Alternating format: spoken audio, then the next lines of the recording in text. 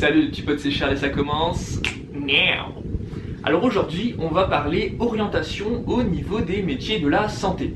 L'idée c'est vraiment que je t'apporte des informations, un max d'informations les plus précieuses, les plus constructives possibles pour que tu puisses choisir avec un maximum de recul possible ta filière et surtout tordre le cou à certains clichés qui peuvent circuler en première année. Numéro 1, la pharmacie est la moins bonne des professions de santé. Alors, si tu penses ça, je peux pas t'en vouloir parce que c'est une réputation qui est assez répandue dans la population générale. En général, les gens ont tendance à sous-estimer le rôle du pharmacien en santé. Moi, clairement, tu vois, j'étais amené à présenter ma filière en lycée. À chaque fois, systématiquement, on me mettait dans ce qu'on appelait la salle paramédicale avec des bac+2. Et puis à côté, on faisait une salle médicale avec les médecines, mais on mettait aussi les vétérinaires et tout ça, tu vois.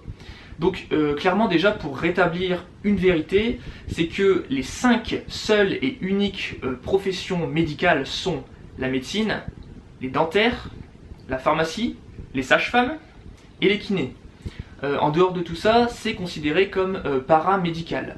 Concernant les paramédicaux, il faut bien te dire que pareil, justement, comme c'est des cursus qui sont différents, c'est pas comme tu le penses avec le médecin qui est tout en haut de la pyramide et puis qui a autorité spontanément sur tout le monde.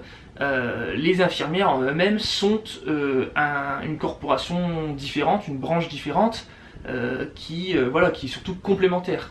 Parce que voilà, la santé, c'est pas une question forcément d'autorité à chaque fois, c'est aussi une question de complémentarité des savoir-faire. Et voilà, donc si je te dis ça, c'est pas parce que j'étais dégoûté d'être dans la salle des paramédicaux, mais voilà, vis-à-vis de tous nos confrères, nos consoeurs qui se sont cassés à faire une voire 2 passes, voilà, il faut rendre à César ce qui est à César à un moment donné et te dire que la pharmacie est beaucoup plus importante que tu ne le crois parce qu'elle a des métiers que tu ne vois jamais, qui sont un peu comme un iceberg, un peu sous l'océan.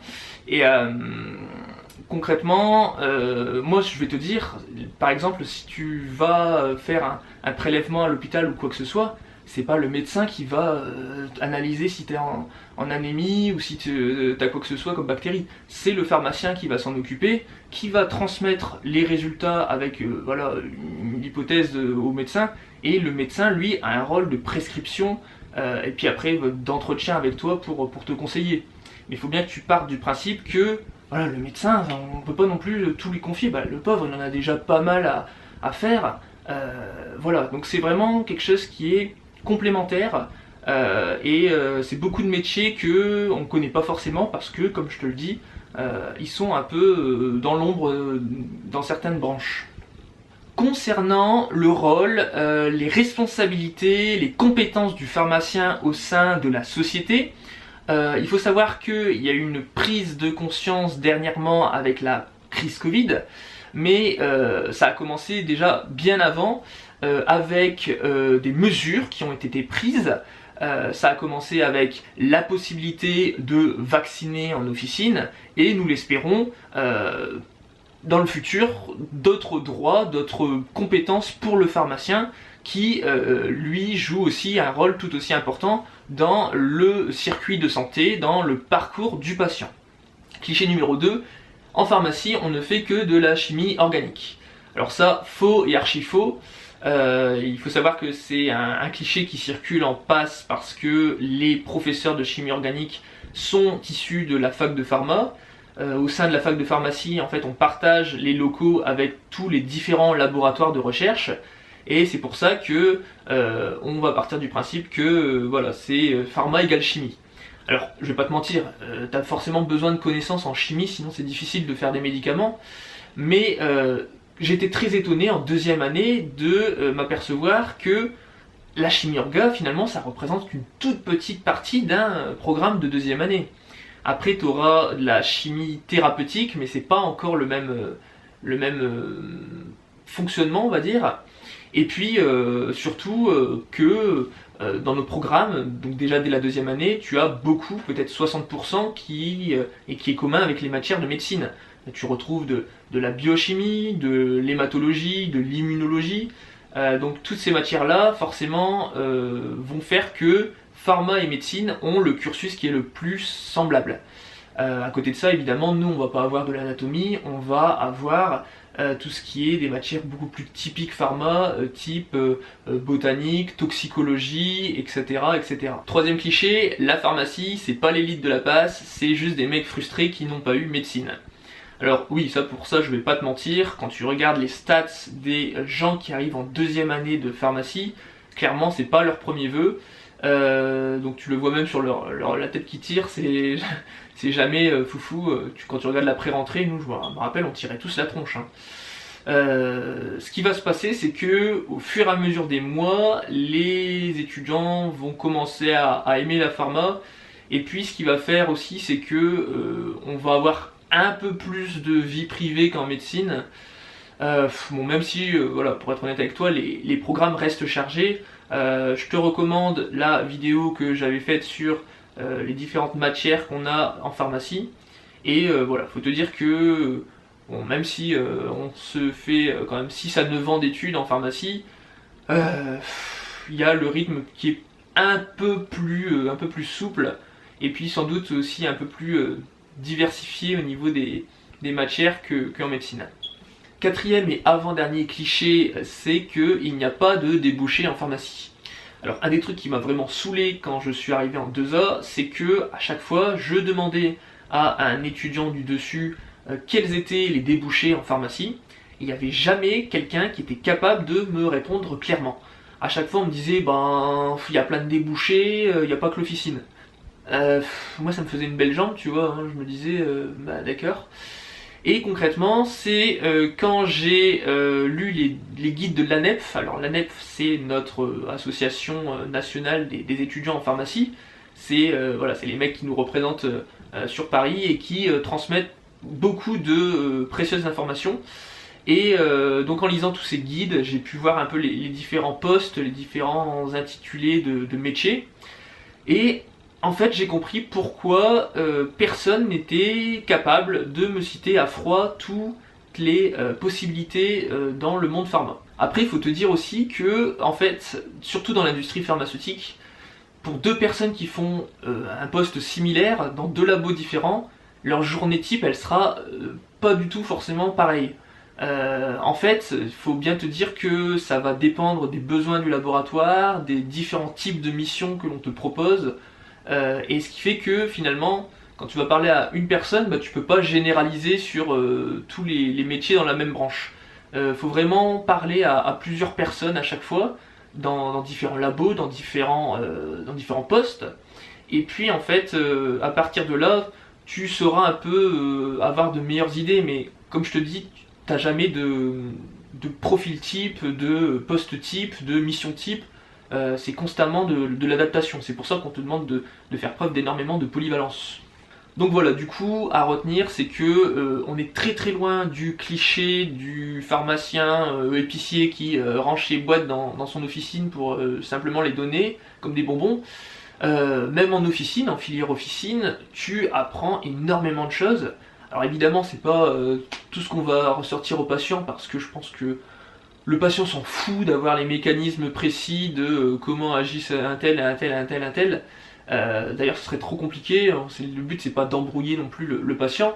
Mais voilà, il faut te dire que tout de suite, ça se sent clairement. Les confrères, les consoeurs, c'est pas des bébêtes. Hein.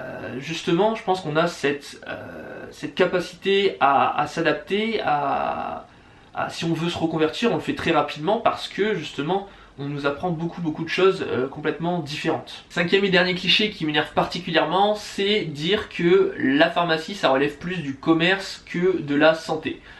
Typiquement, c'est le cliché du bon gros rageux de service qui va dire que le pharmacien industriel, c'est cette espèce de grand méchant loup qui se gave sur le dos de toutes les brebis blanches.